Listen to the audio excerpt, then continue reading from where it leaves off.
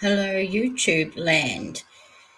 TJ from New Zealand Mysteries signing in for a chat, hopefully, if there's some people around. If we have some people around, I wanted to play one of my videos, and as there's been a statement from police regarding the case. So I thought we'd go back over the video, take a look at it together, have a look at the statement that the police have put out, and go from there, I guess. Have a discussion. If we have people that turn up, we can have a discussion about it. Otherwise, I'll post the stream anyway, because it's good to look through the video if you haven't seen it before. So we're just going to go and get started. I will go and look for this video. Welcome. Come on in, grab a coffee. So it's only 20 minutes, the video. Hey, slow motion, welcome. So I'll probably pause at least a couple of times so that we can have a little chat or a little catch up. Or evening, good evening. It is morning, morena here, about 10:30 a.m. in fact. So let me go look at this video, see if we can find it. Welcome back to New Zealand Mysteries. You're with TJ. It is about 4 a.m. in New Zealand at the moment, and lucky for you guys, I can't sleep. This case has been on my mind, so I thought I'd just want to go ahead and record it. So I'll just push pause. Again, people coming in Kaleidoscope of Crime. It seems like it's been ages since you've been here, so awesome. Mullet Mayhem, you made it. Awesome. It's awesome to have you guys coming around again. Loving it. Loving it. I'm hoping to, at the moment I'm not working, so it's much easier. Until I sort of work, I'm trying to go around this time every day or every other day so that people from my two worlds of New Zealand Mysteries can make it. Those from overseas and those from home. So again, we'll start this video. It's not long, and you might have to turn your volume up. I'm sorry, it appears a little low. Let's watch. The reasons I am struggling with this case. One, it is of a 3-year-old child's death, and that is never a nice thing.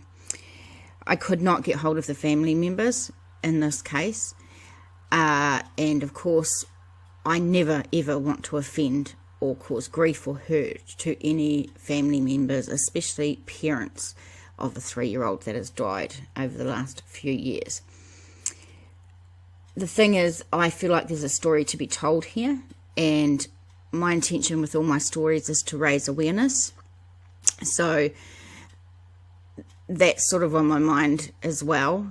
And the father is going to the media often and wanting to get the story out via the media, and so I'm thinking that this should be okay. It's just getting the media word out there, I guess. In the event that this upsets the parents, I will take it down without fail, so please be aware of that. In any case, let's have a look at the story. Let's quickly look at Gore, New Zealand, where this happens. Gore, the Māori name for that is Maruawai. It's a town and district in the Southland region of the South Island of New Zealand, and this should make you guys happy. I am actually doing some Māori online speaking lessons like today, so hopefully that means that I'll be able to learn how to pronounce words properly. The town of Gore is located on State Highway 1, 64 kilometres northeast of Invercargill and 70 kilometres west of Balclutha. Dunedin and Invercargill are the nearest cities. The Gore district has a resident population of 12,900, and that was of June 2020. The actual urban area estimated resident population at the June 2020 was 8,230, the second largest in Southland. So this is a pretty small town that we're talking about. if you look over here on this map, it is sort of right at the bottom there. And one other thing Gore is well known for is this huge fish, and I'm told it's a trout. It's a pity it's not more focused, but yeah, when you go to Gore you get to see a big trout. And I've also heard that Gore is the country western or country music city of the south or something like that anyway. Just a quick thank you to those returning subscribers. You are my world, and if you're new, thank you for really giving me a chance. Please stick around to the end. If you like it, give me a like, give me a subscribe. That would be really fantastic. So first, we are going to start October the 22nd in 2020. Police looking again at mysterious death in Gore. Now this is from stuff.co.nz, and it's done by Melanie Reid and Bonnie Sumner, I should say, of newsroom.co.nz. The story, I must say, is originally published on Newsroom and is republished with permission, and then we're going to have a look. Police are reviewing the case at the centre of a Newsroom video investigation, which revealed a substandard inquiry into the death of a 3-year-old Southland boy. Police have confirmed they are conducting a review into the case relating to the death of 3-year-old Lachlan Jones in Gore last year. Lockie was found by a police dog and his handler in one of the council's oxidation ponds more than 1 kilometre from his home on a hot summer's night. He could not be revived. Now, of course, I am going to have all the links in the description box below to all the places that we're looking at. So if you want to go ahead and look at more information, you can do so. According to Lockie's mum, or her police statement, Lockie had run away from their house around 9 p.m. on January the 29th.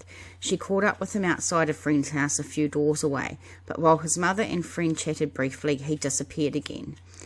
After searching for her young son, she called the police just after 9:30 p.m. He was discovered less than 2 hours later. I don't want any unkind comments down below, please. This is a family that have lost a young child and could read this, and any comments that are unkind at all will be removed. I think we've all had, if we're parents or mums, we've all had times when we've turned our head for a second or two and those toddlers have disappeared, and the feeling is frightening. I remember that feeling. It's horrible. Gore police concluded 3-year-old Lachlan Jones' death to be tragic accident and closed the case. However, many people in the Southland town don't believe Lockie's death was accidental. Lachlan's father, Paul Jones, is adamant his son did not walk the 1.2 kilometres to the end of the second oxidation pond that night and is relieved at the news. He says, "We are obviously really delighted the police are reviewing the case. We have waited for a very long time for this." And if we just bring in a picture here very quickly, and if my computer decides to do the right thing.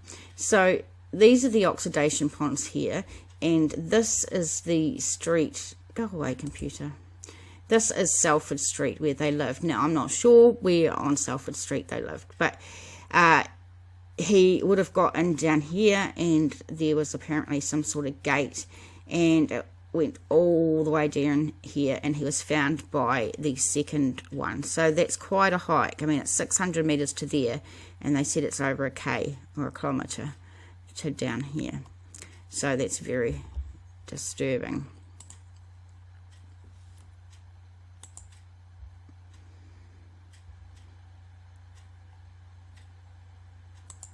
Please excuse my computer. I have one that won't run the official apps or software that I need to, so I'm working on something really basic and I'm just doing the best I can, but it doesn't always play ball.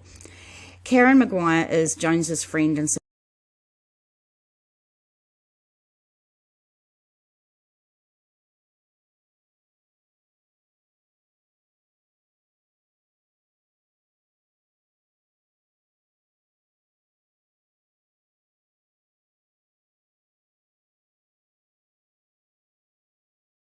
support person. She and Jones work for courier companies next door to each other in the centre of Gore.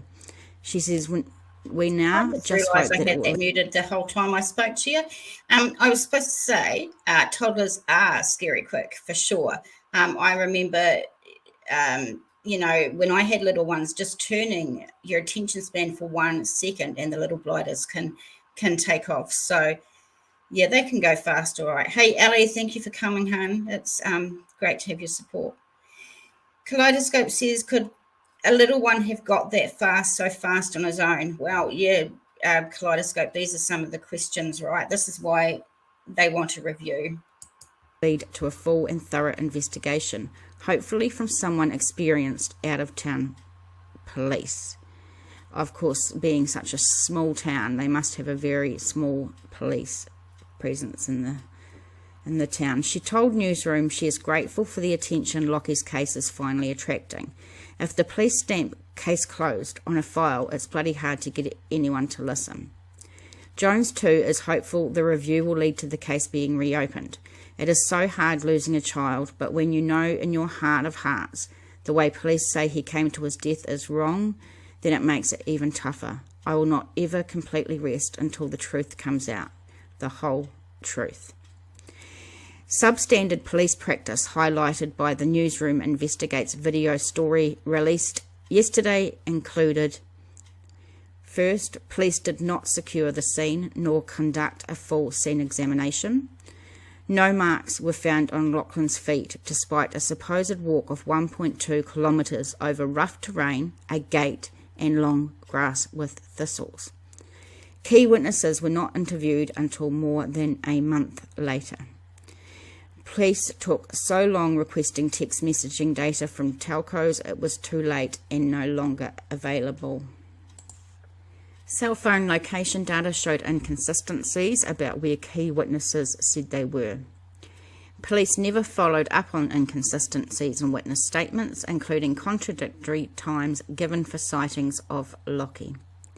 As part of our inquiry into Lockie's death, Newsroom engaged Christchurch-based private investigator Glenn Rigby to review our concerns. He was similarly unimpressed with the police investigation. It's encouraging that police are prepared to acknowledge that any investigation has deficiencies and needs to be revisited. The issues in this case are quite jarring, but it's commendable that they have taken that on board and are prepared to conduct a review. I would also hope that review goes as far as re-interviewing key parties to overcome some of the obvious weaknesses in initial interviews. Responding on behalf of police, Detective Inspector Shona Law told Newsroom once the review of the case is complete, any matters arising will be considered and addressed, but would not comment further. WorkSafe is taking the Gore District Council to court as a result of Lockie's death. The council has been charged under 3 sections of the Health Safety at Work Act for failing to take all reasonable precautions to ensure the site was safe. Newsroom understands the council is not convinced Lockie's death was accidental, and the cornerstone of the decision to plead not guilty is a belief that the police investigation was inadequate. WorkSafe told Newsroom it was unable to comment while the matter is before the courts. The Gore Council did not reply by the deadline. And again, the story was originally published by Newsroom. So I'm only going to cover a couple of articles on this case, but of course all the links are going to be below, so if you want to watch that video or you want to look into the story some more on your own, I will have those down below in the description box.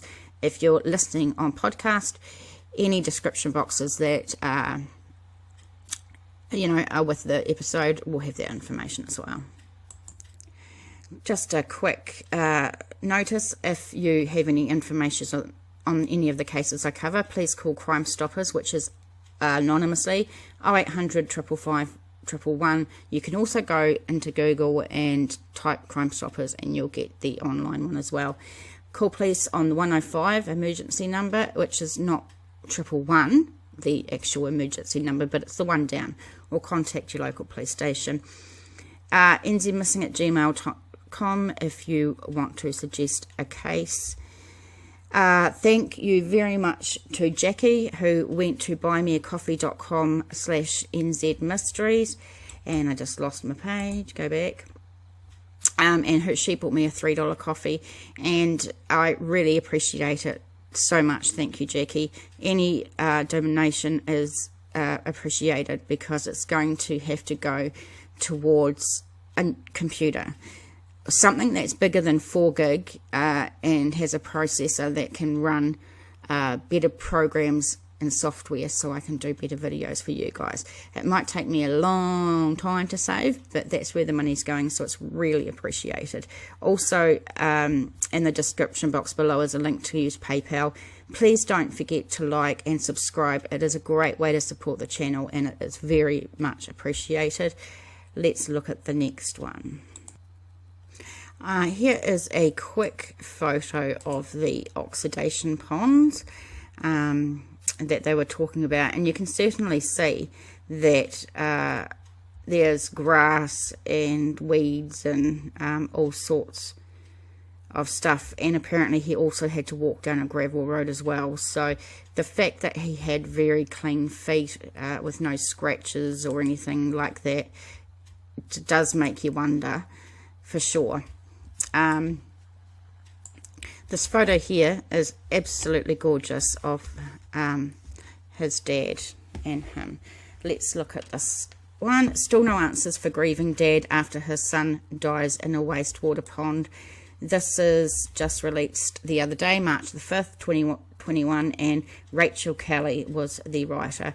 So it looks like there's another video which you can come here and watch if you would like to.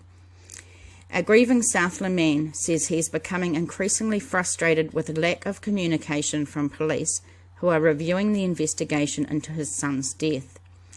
More than 2 years after Paul Jones's son, Lockie, was found dead in the Gore District Council's wastewater ponds, he's still searching for answers about how his son got there. There are so many unanswered questions, and there are just no answers coming from them at all. It's not like this is a burglary or something like that. This is the death of my 3-year-old son. Jones said a police officer had told him it could take a year for the investigation to be concluded. He said Detective Inspector Shona Lowe was not taking his phone calls, and Detective Inspector Stu Harvey was not replying to his emails. Both are involved with the reinvestigation into Lockie's death. And I think even the least that the police involved could do is answer this guy, you know. Even if he rings all the time, still, what does it take? How long does it take to answer a phone call, or just to send him an email back? But to just ghost him, I think is pretty lame myself. So we're, of course, on stuff.co.nz. Stuff put those allegations to police. In response, a police spokesperson said, "Parts of this reinvestigation are very complex and specialists are involved. Detective Inspector Stu Harvey spoke with Mr. Jones last Wednesday and advised him of the particulars of the specialist information being obtained. Police say they are not in a position to give a time frame on when the investigation will be completed." A police spokesperson said, "We have revisited a number of aspects of the file as part of the review. Once this is complete, any matters arising will be considered and addressed." This little fella, what a gorgeous wee man. Jones said he found the lack of communication frustrating and unfair.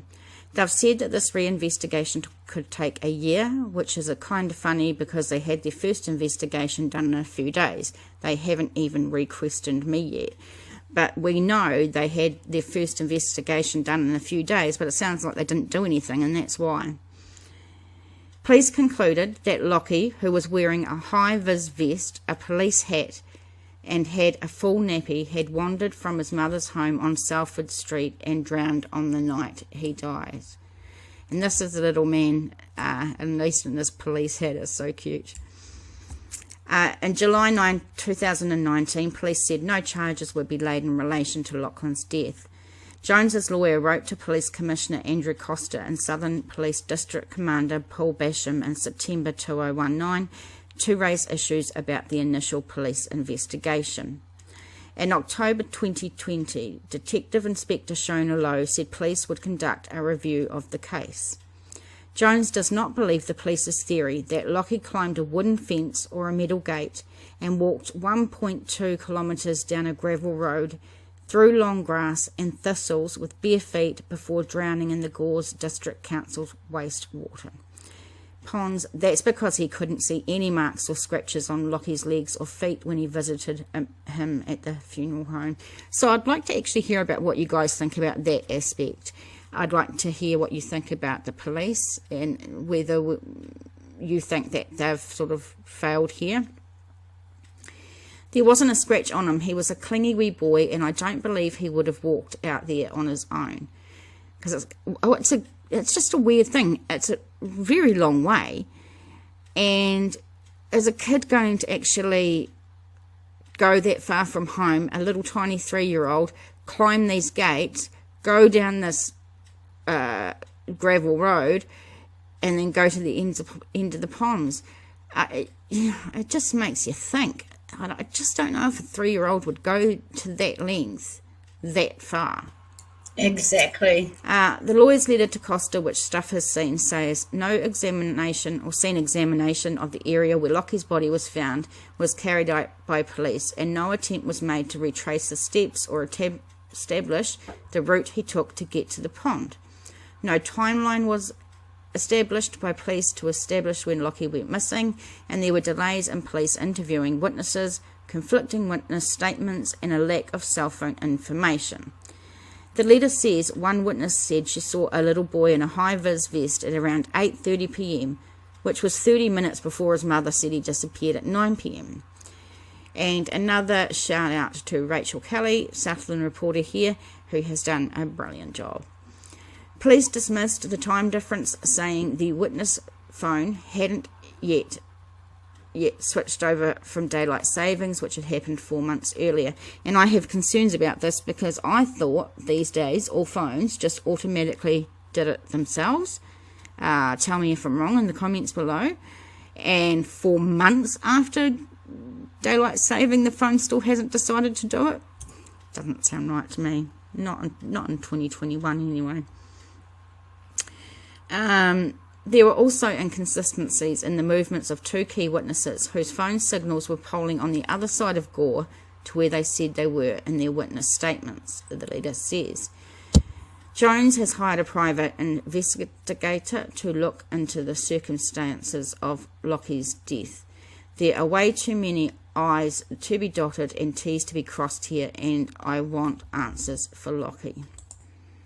Again, the information there. So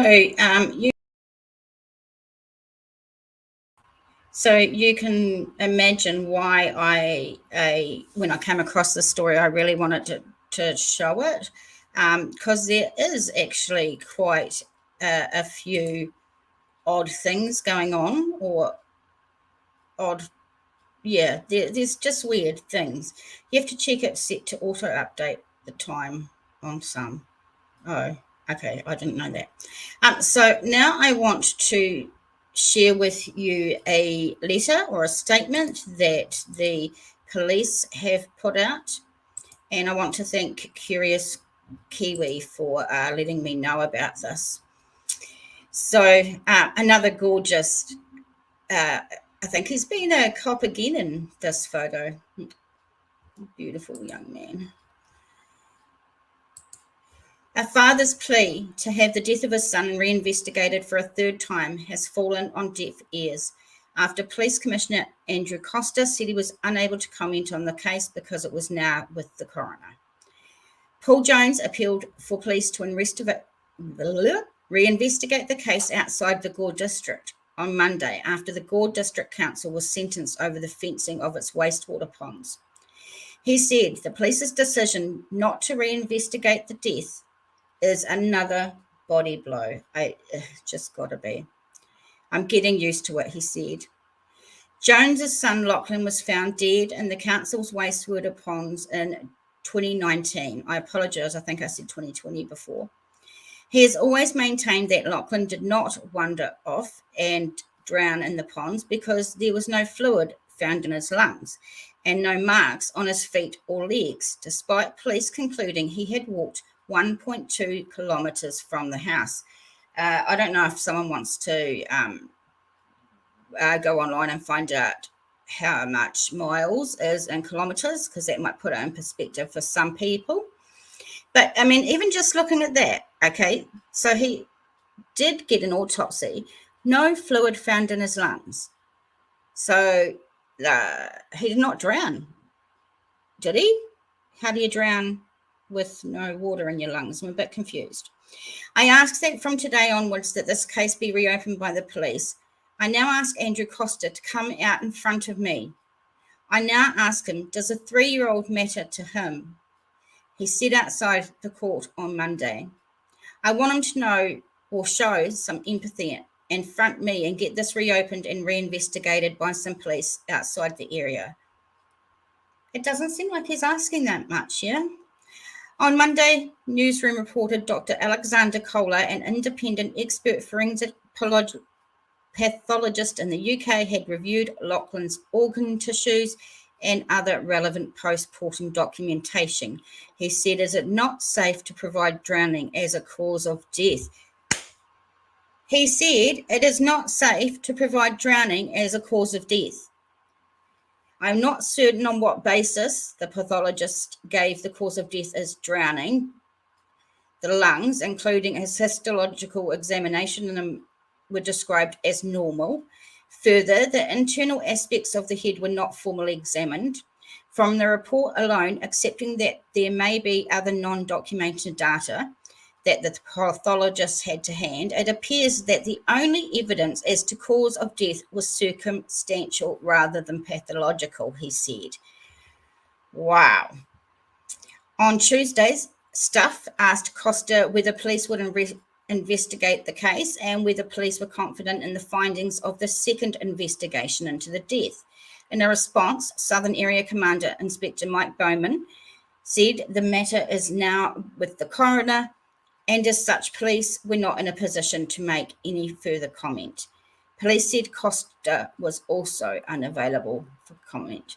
Police announced in July 2020 that no charges would be laid in relation to Lockie's death after its first investigation was completed. After Jones and his lawyer wrote to Costa about police inadequacies in the initial investigation into his death, police said they would review the case in 2020. I don't know, guys. You again. We'll wait to put To this video finish this.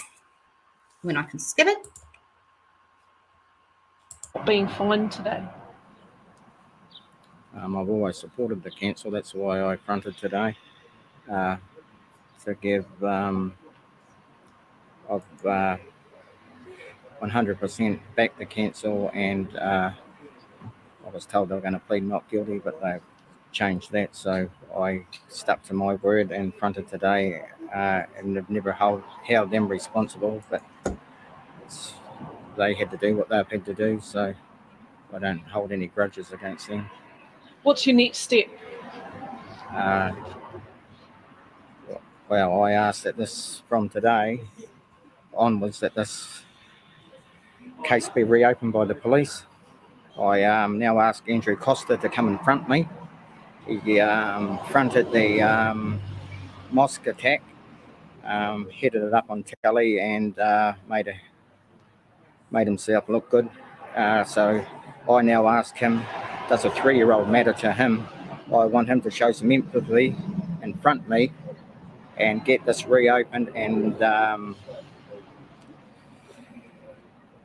reinvestigated by some police outside this area.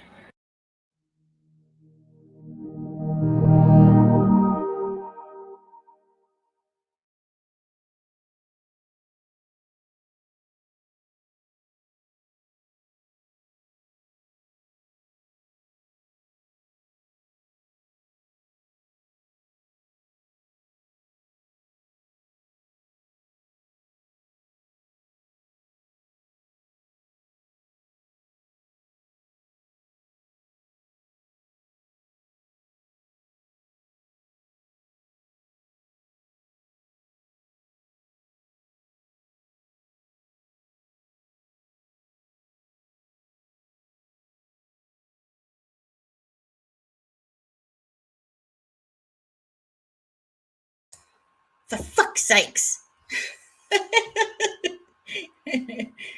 Oh, that's just, okay.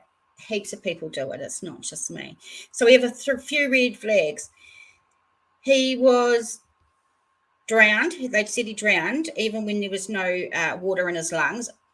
How the fuck does that happen? I don't know if I'm some out of this world where that happens. It makes no sense to me. Please tell me you can hear me now. We know the gate was open because they just took the council to court for that.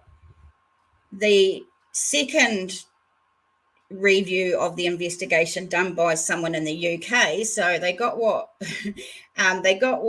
they wanted, an independent review, and this independent review says, hey, there's something fishy going on, these things don't add up, and yet police in New Zealand are like, nah, doesn't matter that it's a 3-year-old, and a lot of things don't add up and don't make sense. And his family are the ones that knew the little boy well, and they're not listening to the family. It is a few things. Kaleidoscope, all these reviews and only more questions. And there's my own. So I would like to be in with the crowd. That's why I put my own up there. They did no physical, internal exam or even scans of his brain or cranium for bleeding or swelling. They looked at nothing from I'm hoping someone had a laugh out of it. It's just some of the shady shit I do. I'm a bit of an egg at sometimes, well, most times. There is such a thing as dry drowning. I'd have to I haven't looked into that so much. Dry drowning still includes water in the lungs, and it's pretty rare. So you had to have water in the lungs, hence drowning or dry drowning. So yeah, it's really odd. And of course, the fact that a 3-year-old is involved makes it all the more pinching on your hearts, on your heartstrings, because when it's babies that are missing. So what would you guys like to do if you've got nothing else to do? Would you like to watch another video? Mallet says, it's like when you have water in the lungs and don't realise it and go about your business. Right. But that's a bit different from getting pulled out of some gross ponds and be dead and then be diagnosed as drowning. True. Okay, well, I'm going to go and search for another video if you guys are interested.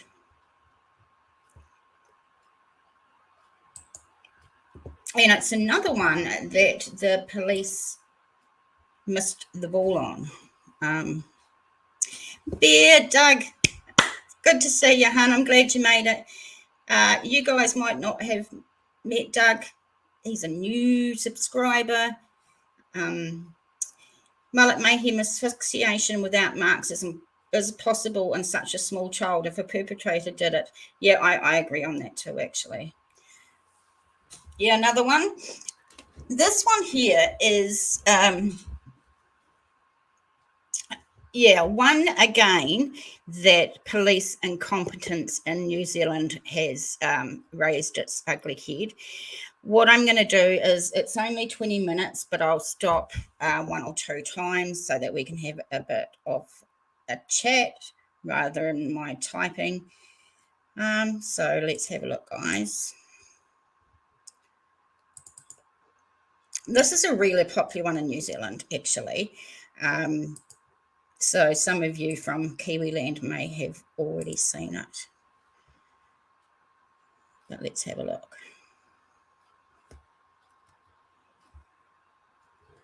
If I could get it to work.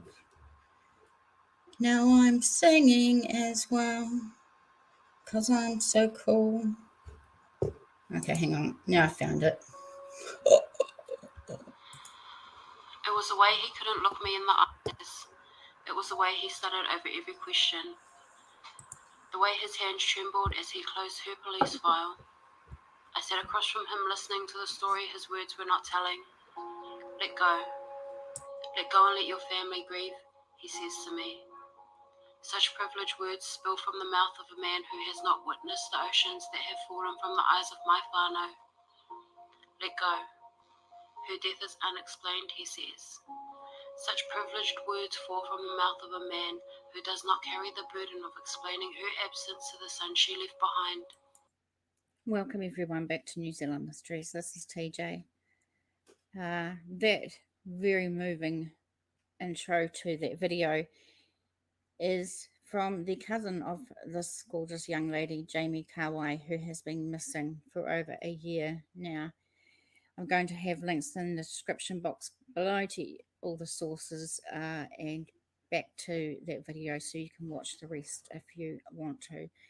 But we really want to look and see if we can see what happened to this beautiful young woman, read her story. So let's have a look.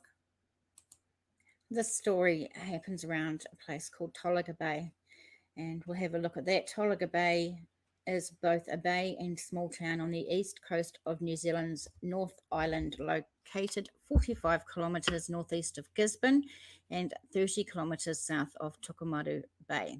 The region around the bay is rugged and remote, and for many years the only access to the town was by boat. The town is a popular holiday spot. Its population is predominantly Māori. The population of Tolaga Bay was 831 in the 2018 census. So not a very big place at all. We'll check on the map and have a look where it is. So this is the North Island of New Zealand, and we are looking here on the east coast. So down here's Gisborne, and it sounds like this is the major town closest, and this here is Tolaga Bay itself, just this wee settlement, not very big at all. And featured in this story is the Tolaga Bay Wharf car park, which is over here. Right, let's get into it. I do apologize for the quality of the video. I don't have a computer that can run any of the programs that I need to, so I just have to really do really simple videos, but hopefully it's going to get the message across, and that's what's important. So first, nzherald.co.nz, and this is the 14th of October 2019. Search for missing Gisborne woman Jamie Kawai continues after her car found with keys inside. Very first flag, very odd. Police searching for a 27-year-old Gisborne woman missing since Thursday have located her car at a Tolaga Bay car park. Police are searching the shoreline around the Tolaga Bay Wharf area and surrounding land as they continue to look for the young woman. Jamie Kawai was last seen in the Tolaga Bay area on Thursday morning, and her family have grave concerns for her welfare. A police media spokesman confirmed her car was found parked with the keys inside at a Tolaga Bay Wharf car park on Sunday. 3 search teams have been deployed to carry out detailed shoreline searches. Family have posted on social media that she did not have her phone or laptop on her, but it appeared her Facebook account was still being accessed. Now, that information about her Facebook being accessed, this is the one and only time that it is mentioned. So I'm not sure what the go is with that. Jamie has links in Gisborne, King Country and Hamilton, according to her family. They are urging anyone who may have seen her or knows where she is to contact police on 111. So very quick article there, just giving the basic information. Let's try and get a bit more. So again, at nzherald.co.nz, 5th of January 2020, so only a few months ago, missing woman's family desperate for clues to disappearance. The family of a Māori woman who disappeared at Tolaga Bay last year is pleading with the public to help them continue searching for her. Jamie's car was found at Tolaga Bay Wharf soon after she disappeared. It's been 87 days since Jamie disappeared on the 10th of October last year after her car, with keys left in the ignition and belongings inside, was found at the Tolaga Bay Wharf. The police searched for the 27-year-old in November last year and said her disappearance was not considered suspicious, but her family think otherwise. The missing woman's family have launched a social media campaign to raise awareness for her, which has gained thousands of shares online. Now, if you are a Facebook user in New Zealand, I am sure you would have seen stories, articles, pleas from the family all over Facebook. I've seen lots of them, and I've shared lots of them to our New Zealand Mysteries Facebook page and kept an eye on it. And the family just have been going nuts. They've been working so hard to keep this story alive. So let's try and help them. A cousin of Jamie's, Jonique, said all missing women should get the same attention. In a social media post, she says, "Does being a young Māori mother make her less deserving of the same attention that as a nation we give to the likes of Grace Millane? Can we truly say that had she been a tourist or a Caucasian, New Zealand would know her name by now?" It's very, very sad that her family think that because she was an Indigenous woman that she doesn't matter as much, which is the furthest from the truth. And this is not just a New Zealand thing. This is a worldwide thing. Indigenous people being treated less than, or not, their disappearances or murders or whatever not being taken seriously, or that's all over the world. And we do have problems in New Zealand too, that we only have two really news stations on national television. Very, very rarely would we ever see a missing persons case on anything like that. We have to go to the one or two media sources we have online just to dig up some information. And it's really hard to cover cases in New Zealand because of this. Let's continue. Jonique has been updating police but doesn't think the investigation had gone far enough and hoped to find new evidence pointing to the truth.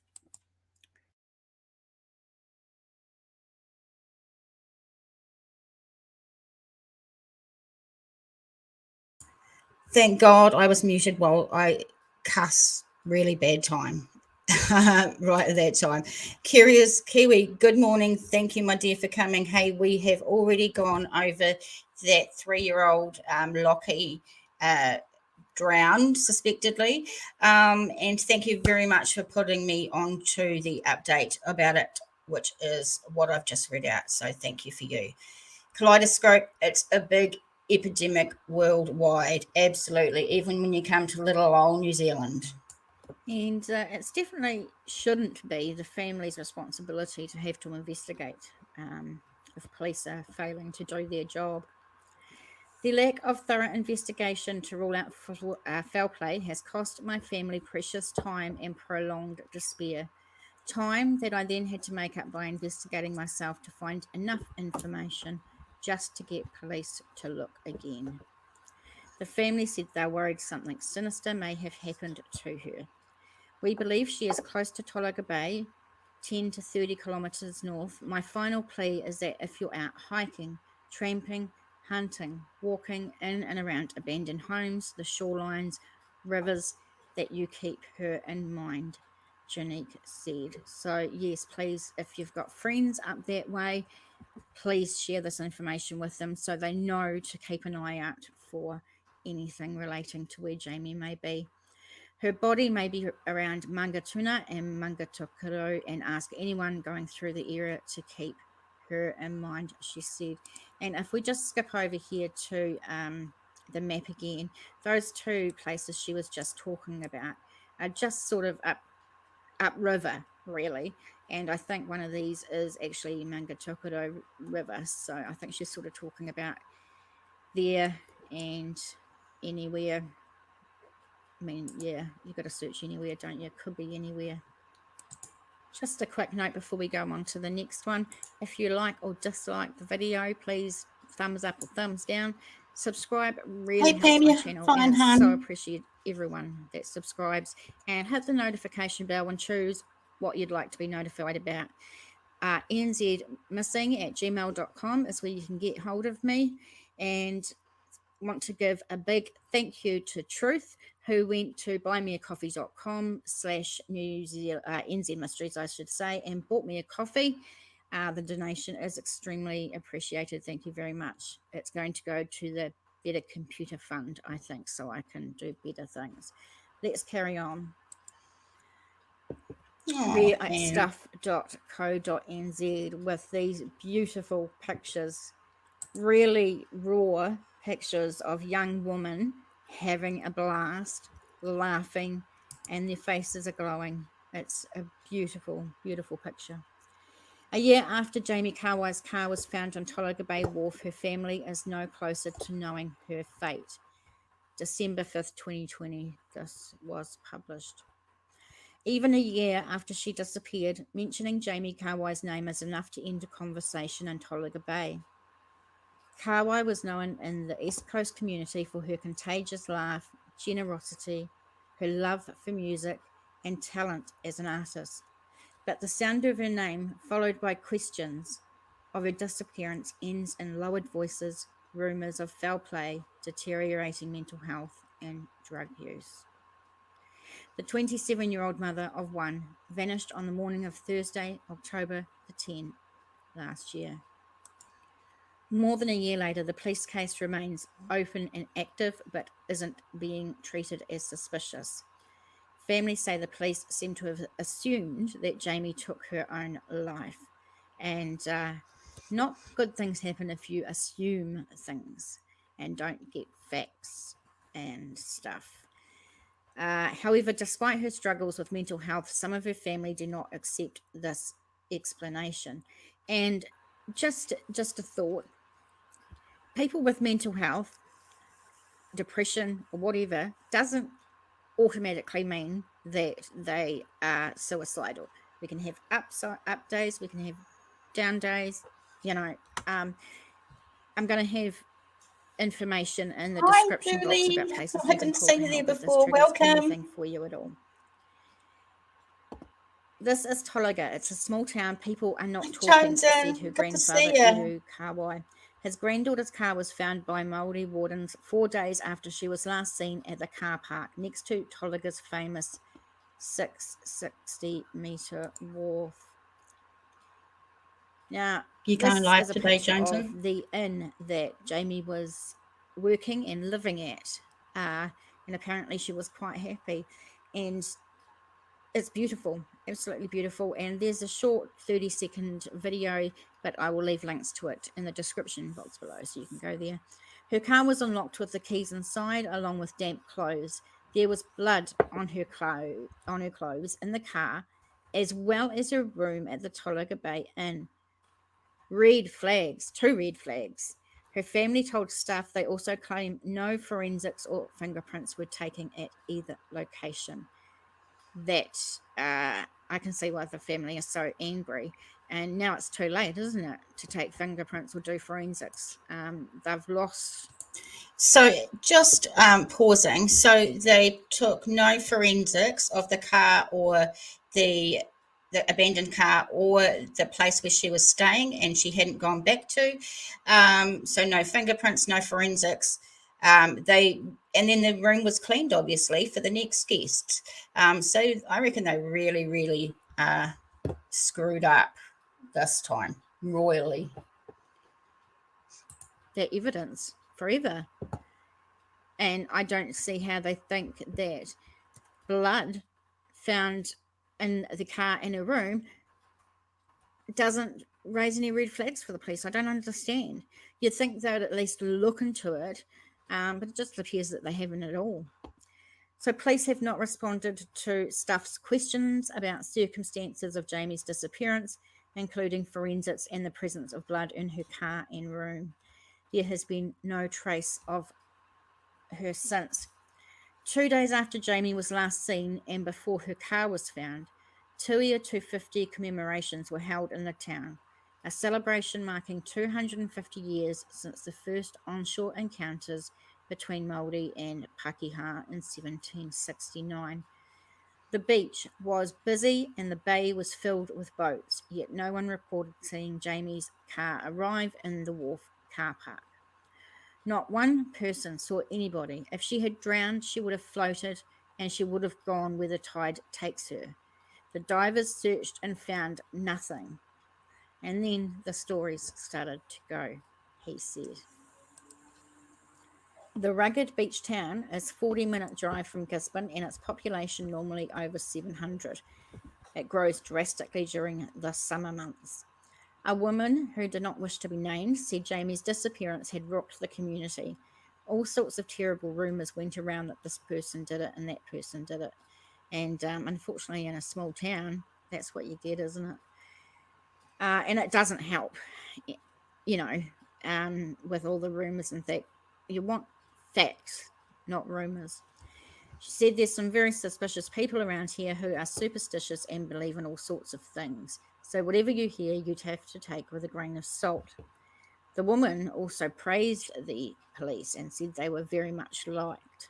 So she has a different perspective, I guess.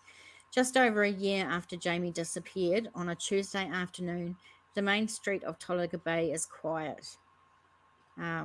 So, when the tourists aren't there. Many locals refused to speak to staff, referring questions to the family. Others said it was well known that Jamie smoked dope and had struggled with her mental health. And I don't see what either of those has to do with anything at all. I literally have no other, that makes no sense. It doesn't matter anything. If someone took drugs or were homeless or whatever, so what? To be honest. After she went missing, there was witness sightings of Jamie at the wharf on October 11th, but the family aren't convinced that sightings were reliable. Her granddad said the family were led to assume by police that his granddaughter's last moments were in the water, an assumption that didn't make sense to him or any other family member, as Jamie hated the water. Ding, another red flag. It's not making sense. She loved to watch the sea, but she would never get in. She was afraid of the water and wasn't a swimmer. Both grandparents said their granddaughter was a talented, independent young woman. She was a black belt and an amazing artist. She could draw you in a few minutes. She used to draw pictures and sell them for $1 at school, which was her lolly money. And if you're not in New Zealand, lolly money means money for candy. Eru remains angry about the lack of investigation by police. We asked if they fingerprinted the room. They said no. Did you know there was blood in the room and in the car? They said yes. And he said, well, doesn't that tell you something? Would tell me something, that's for sure. He said he wants his granddaughter's body to give her a proper burial and have a place for the family to visit her. And actually, for people, the family of missing persons, that's all they want is the body so they can have that closure, lay that person to rest finally, and have somewhere to visit and mourn and celebrate that person. So that's very tough. Jamie had lunch with him on the Tuesday before she went missing. She was supposed to join them for dinner that evening, but never showed up. It was very unusual for her to disappear like that. She always stayed in touch with us. Jamie's cousin, Janique, said she was frustrated that the case had not been treated as suspicious from the outset. And I can understand why she's frustrated. But she had remained in regular contact with police for the last year and was happier with the progression and communication regarding the case. She deserved a full investigation. She deserved for her car and room to be seized and forensics to be conducted, and she didn't get that. And I actually really think the same thing. I think the police, lost it on this one, and they've ruined it now. So Janique hosted a peaceful march through Tauranga Bay in October to remind the community that Jamie was not forgotten and they were still searching for answers. And I think quite a few people turned up for that, which was nice. She said, "We're still no further than we were from the beginning. There's still no body and there's still no answers. She has vanished." Janique said the police took Jamie's phone and laptop but couldn't access either device. She said that she managed to access her cousin's laptop and managed to track her last movements. From there, she managed to track Jamie's movements in the weeks and days leading to her disappearance, including a 9-hour return trip to Hastings. And if we just quickly check out the North Island again, Hastings, where she was talking about, is way down here, and this was where she was. So a long drive there and back. Then she said that she went further up the coast and she was doing 5-minute stops. So I think maybe she was running drugs for someone. And remember, this isn't fact. This is just speculation on what she could have been doing. So I think that my cousin was murdered based on what I can see tracking her locations. I think it's possible she was involved in drug activity and she's not the type of person to ever be involved in this type of thing, but who knows what pressures she may have faced. Jonique said her family was not gang affiliated and Jamie was not a dangerous person. She called me a couple of days before she went missing and said she wanted to move in with me. I asked what had happened, but she wouldn't say. So that's a bit of another red flag there. And when you add them all up, there's a few red flags. And I don't know why the police aren't seeing them. Close friend Shade, who had known Jamie since they were 5 years old, also suspected foul play in her disappearance. Something definitely has happened to her. We know how she was. She wouldn't just leave. We were around her long enough to know her mental health wasn't good, but she still had good days and bad days. Other than that, she wasn't wanting to take her life. She wasn't in that frame of mind to her friends. However, she did acknowledge that in the days leading up to Jamie's disappearance, her mental health started coming down. Jamie's landlord, Lily Stender, said she didn't notice anything out of the ordinary in the days leading up to Jamie's disappearance. She said, "This has been an absolute tragedy. I took Jamie in and gave her work and she was enjoying it." Hey, Phoebe. Detective Senior Sergeant Kevin Ford, area manager, said once the You'll have to investigation had rewind. concluded, it would be referred to the coroner. So if there's any updates,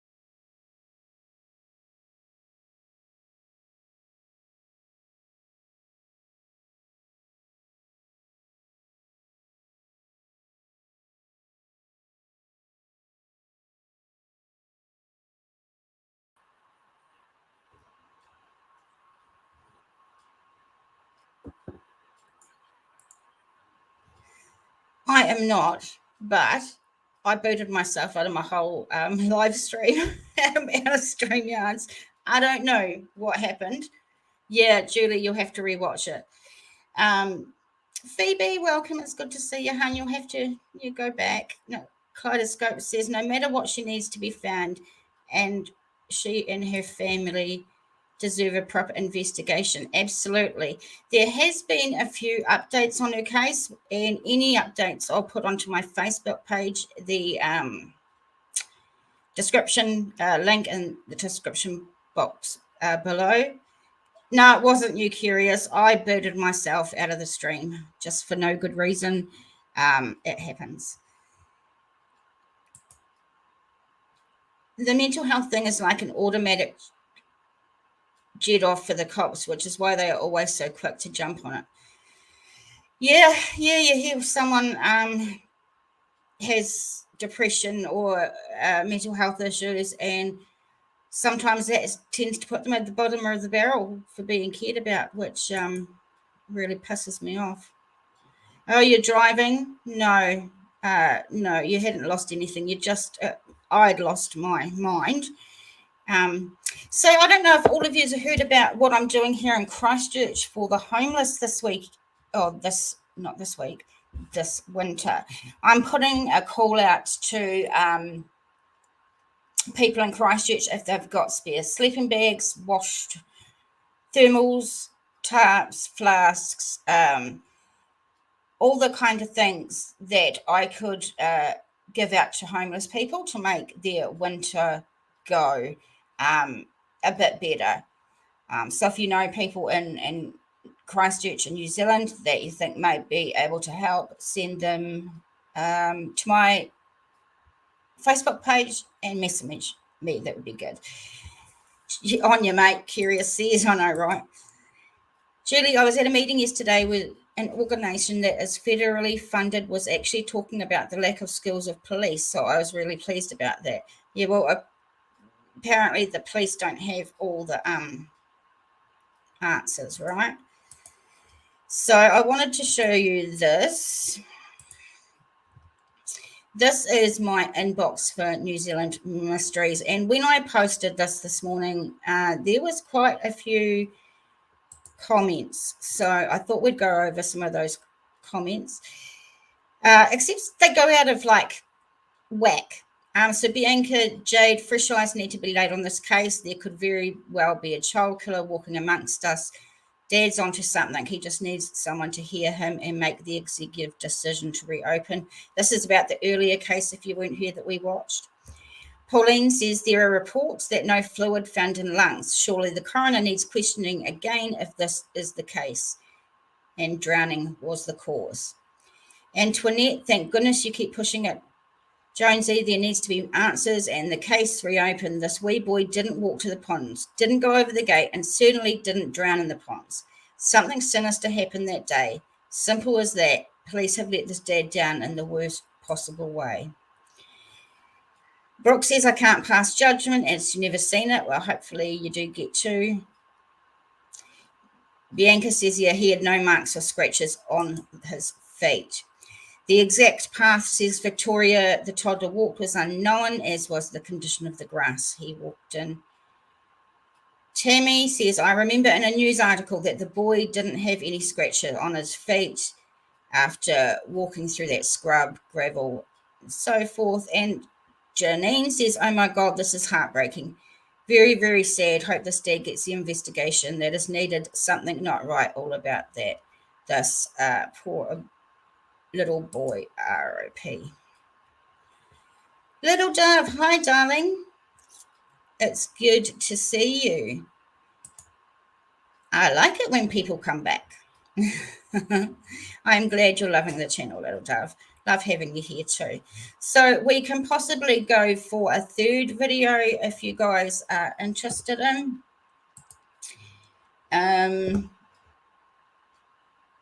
Let me go have a look. I'm just going to go and have a look at another case that could be told. This is a good platform, being that, you know, some people haven't seen. Let's do one from around the world, maybe.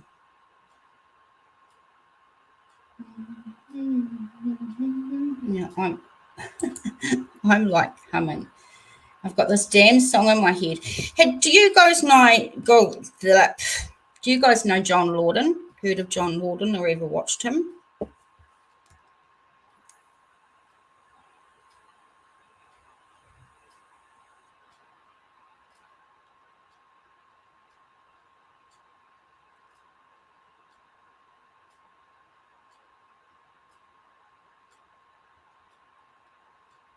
No? Okay. I can't find one from overseas, but this one's 25 minutes. And let's take a good look at this one, because this was a bit of... That's where you met me? Oh, yeah, John Lorden. When we get more people that know who John Lorden are, then I will post my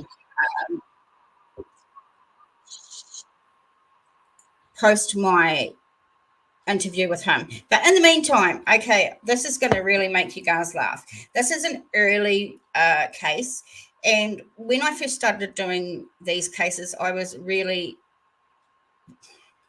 worried that people would know who I was. So I first started wearing a zig. No, I didn't. I first started wearing a zig. Fuck's sakes, a wig and sunglasses, and then I got rid of the wig and just the sunglasses, and then I just thought, fuck it, and the whole thing's gone. But it will give you a bit of a laugh. That's what it's all about, right? Okay, let me have a look.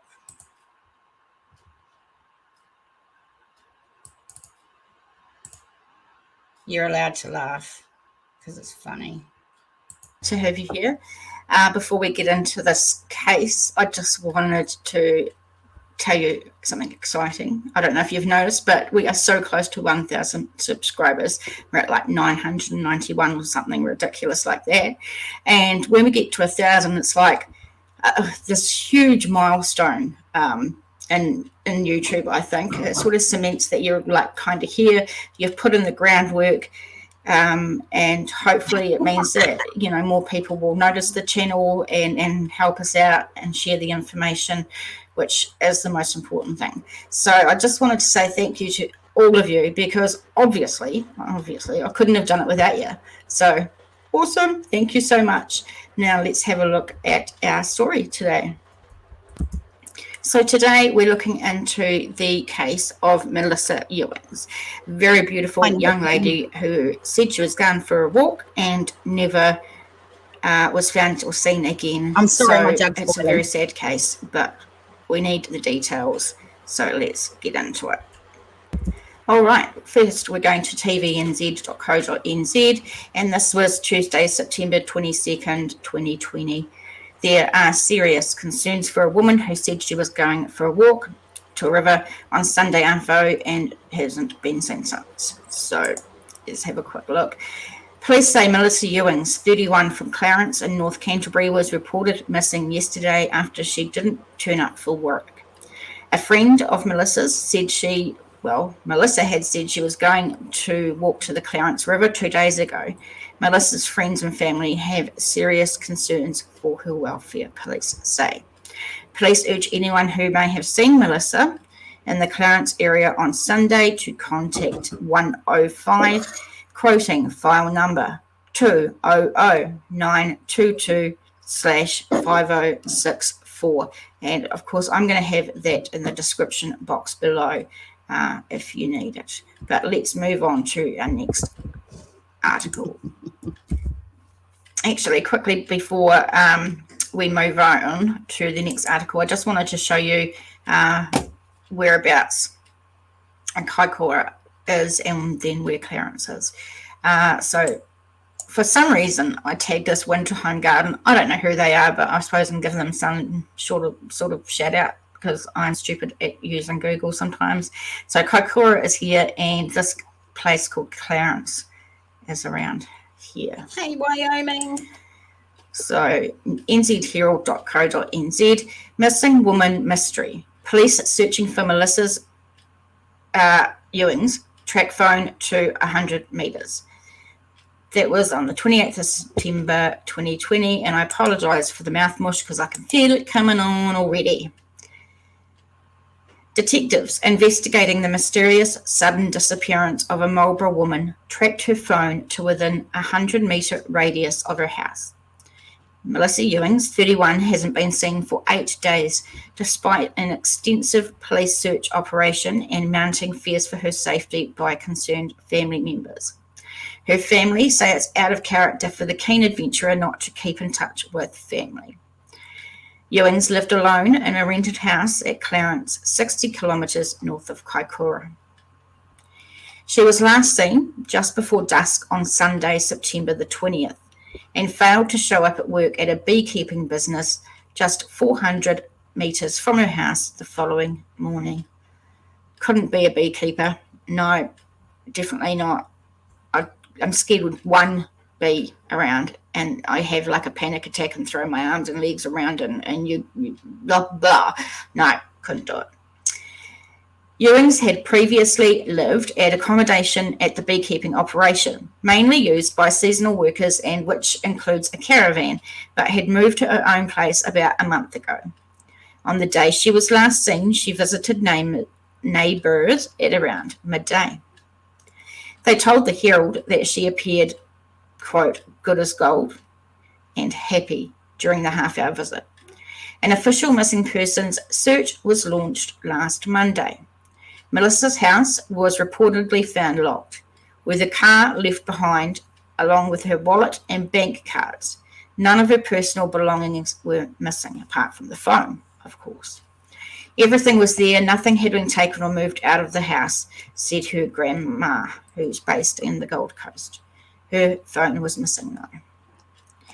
The Herald understands the police later tracked the phone through cell data to within a 100-metre radius of the house. Grid searches were carried out around the property, which includes paddocks with tall grass. State Highway 1, which is the main highway in New Zealand, runs sort of up and down the country, and native bush. Neighbours have also been out trying to find it, and metal detectors have been utilised. It's not clear if it's yet been found. You'd think so, surely.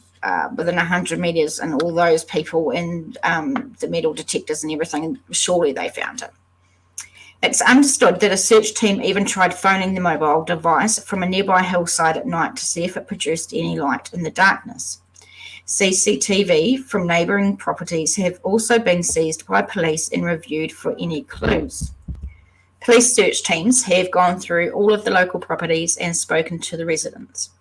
The Herald understands, along with search and rescue teams scouring the nearby Clarence River, which has been swollen and muddy since her disappearance. Coastline checks have also been done, while helicopters have been looking from the skies. It's been more than 7 days and it's a complete bloody mystery. Something's not right, one local told the Herald. Search teams from throughout the South Island are in the Clarence area assisting local police, a spokesperson said. They have searched daily over an extensive area around Clarence and the Clarence River. It definitely seems like the police have pulled out all the stops on this one and done a thorough search. The search will continue over the coming days, weather permitting, said the spokesperson. Detectives from Blenheim CIB are investigating Melissa's disappearance. Police have a mobile base set up nearby and officers were seen in the area today. Melissa's employers were not home when the Herald called this afternoon. They have not responded to messages. Yeah, maybe they just don't want to speak to you. The family had been told that Melissa had bumped into two elderly women during her walk on Sunday night. They said they saw her get in her car and drive home, but nobody has seen her since. I thought she'd actually walked down, but these ladies said they saw her drive home, so I don't know. Melissa's mum is said to be distraught, obviously, and has hardly slept since learning of her disappearance when it was reported by her boss on Monday morning. That's a weird thing for them to say. Of course, her mother and her family and friends are going to be distraught and hardly sleep when their loved one is missing. She travels a lot and was working in Clarence, and she absolutely loved her job, absolutely loved it. So it's very strange that all of this has happened, said Grandma. Grandma said she last spoke to her granddaughter on Friday. Melissa was in good spirits and was telling her about possible plans to attend a car show on Saturday with a friend from work. Grandma said it was odd for Melissa not to have been in touch with anyone. She says, we're starting to wonder a little bit. It's just odd for her not to have been in touch with somebody. She contacts everybody, all the family, all the time. Melissa was one of 5 siblings, she said, and part of a wider, tight-knit family. A spokeswoman from the police confirmed yesterday, search teams from all over the South Island were in the Clarence area, assisting local police with the search. On September 20th, Melissa left an address in Clarence Valley to go for a walk. She had not indicated she would be gone for a long period. Search teams have been searching every day since over an extensive area around Clarence and the river, she said, the spokeswoman said. The search would continue over the coming days, weather permitted. As for whether police were treating her disappearance as suspicious, the spokeswoman said she was being treated as a missing person and police are keeping an open mind as to what has happened.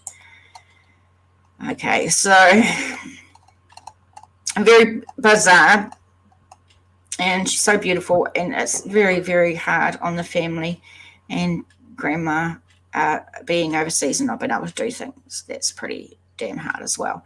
So let's move on. Stuff.co.nz.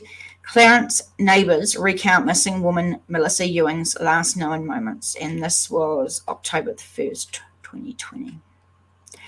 Neighbours of missing woman Melissa Ewing say they are traumatised by her disappearance as the investigation moves from search and rescue into a wider inquiry phase. Police are still actively working to piece together the 31-year-old's last movements from the last time she was seen on September 20 to when she failed to turn up for work the next day in Clarence, north of Kaikoura. A neighbour has supplied police with security camera footage that shows Melissa visiting his house on a beautiful spring Sunday, and she was dressed in a yellow top and shorts, laughing and talking. I'm not going to try and say that word because it's too hard. But he did say she was in a very good mood, said the neighbour who did not want to be named. He said, I didn't really know her that well. She had only just moved from the honey place a month before. She was working as a beekeeper before she went missing and was described as a hard-working, reliable, friendly woman who liked the outdoors. A woman who lived down the road had bumped into Melissa near the Clarence River mouth later that evening, walking her dog with a friend about 7 p.m. So if you look around here, Kaikoura is down here and Clarence is here. They saw Melissa drive home in her car, the neighbour said. They had a chat for about 10 minutes and then she drove off. They were probably the last people to see her, he said. What happened between then and her not appearing at work on Monday, who knows? She always turned up for work, so her employer came looking for her and she was very worried. Police arrived to search the area before dawn on the morning of Tuesday, September the 22nd, he said. Search and rescue arrived on Tuesday afternoon. Melissa's rental backed onto scrub bordering the Clarence River. It had an outdoor living area with a glass door and a tall fence used as easy access to the river, the neighbour said. My partner said if she had headed towards the river, she must have gone through the glass door and walked through the back paddock, so that would be the place to look, but the grass is about a foot high.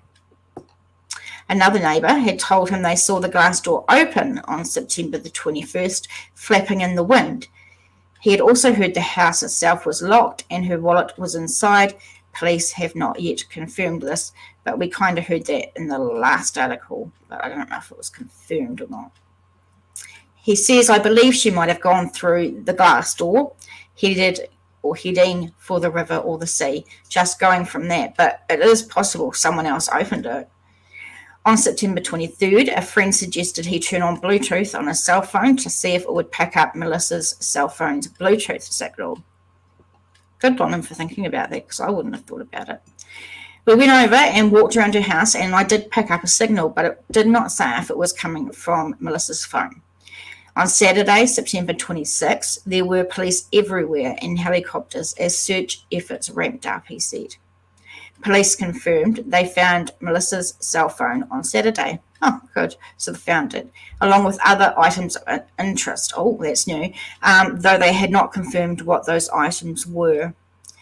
The neighbour heard from a friend in search and rescue that the phone was found about 100 metres from the house, but he was unsure where exactly. It is gorse all around. So now we're hearing that they found the phone and some other items, even though they're not sort of shedding light on where she is, unfortunately, yes, because of course she hasn't been found. That's very sad. Oh, come on, mouse, don't do this to me now. Land search and rescue teams from Marlborough, Christchurch, Hanmer, Springs, Hiranui and Murchison have been supporting the Kaikoura search team using highly trained volunteers to scour the riverbed, as well as surrounding scrub, gorse, grassland, rural areas and the small township. Marlborough Landsar, which is Land Search and Rescue Chairman Peter Hamill, said much of the land surrounding the river was high country and the river had been running high and dirty after recent rain. He said, "We started with some of the last places she was seen and the places she may have been headed towards. We searched the area near her house and other points of interest, places she was known to frequent. Then you start looking further out. One of the things we know about searches, most clues of relevance you find within 300 metres of their last known points." Okay, so teams went down and covered the 300 metres area carefully, looking for specific clues. The Landsar Tasman Region Chairman Sean Crabb said there were 30 people sweeping the area on the busiest search day last Saturday. They covered both sides of State Highway 1, mainly on the northern side of the river near Ewing's house, he said. They were supported by amateur radio emergency communications, managing radio communications along with other planning and support personnel before the Marlborough team withdrew this week. I'm just trying to find my mouse because my mouse has gone missing. I don't know where it is, but it's pulling this down, so at least that's something. Here it is. Police, there's just so much going on, so many organisations that came up to help look for her, which is really awesome. Police said the physical search was scaled back on Tuesday to focus on collecting leads in the wider inquiry phase. Detective Senior Sergeant Kieran Sloan said there was no reason to suspect foul play. It was more likely a misadventure, considering all the facts at hand. A fisherman had died surf casting for salmon at the mouth of the Clarence River 4 years ago.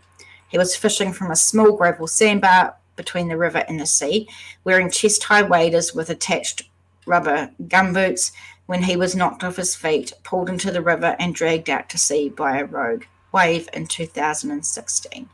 A coroner found the man could have survived if he was wearing a life jacket. I don't know. Would she have gone that close to the river just wearing her normal clothes? Or was she the type of person that would do that? I don't know. The Clarence farmer, John Reeder, was one of the people that helped pull that man from the sea. He said the Clarence River mouth was a dangerous place in flood.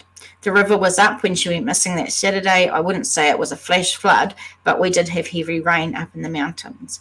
He said when it is running clear, you can see the bottom, but when it is in flood, it can be dangerous. Even when you are on the bank, it can be dangerous. His son had employed Melissa to work at his new cafe on the Kaikoura coast 2 to 3 months before lockdown.